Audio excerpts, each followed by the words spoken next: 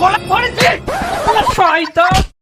কই বাবারা, বাড়ি আসো বাবারা। কে?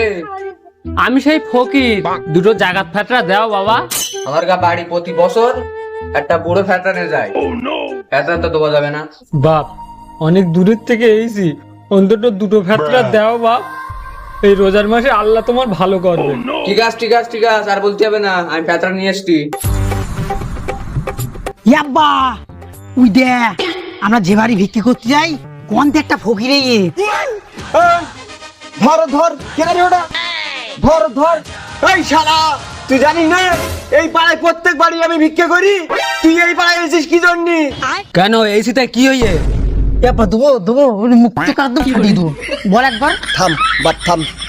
এই তোর বাপ শিখিয়ে দেয়নি যে ভিখারির সঙ্গে কিভাবে কথা বলতে হয়? ওর যথেষ্ট জ্ঞান আছে, তোর মতন পরের গ্রামে ভিক্ষা করতে যাচ্ছে না ও। এই জ্ঞানের কথা কার সঙ্গে বলতেছিস তুই? তোর বলছিস, তোর তোর। আবা দেবো দেবো। এখন দিবি কখন? পেটে ইরানি দাঁড়ানো। তুই আমার গলা পড়েছে শয়তান। এই আমার একা পেয়ে তুই কি মনে করছিস? তোর বাপ বেটা ধর্ম দেখবে শালা শয়তান। বল একবার, একটা বল, একদম বল। শয়তানের বাচ্চা, এখন মারবি না তো কখন মারবি? মার মার। বসে যাই নাও।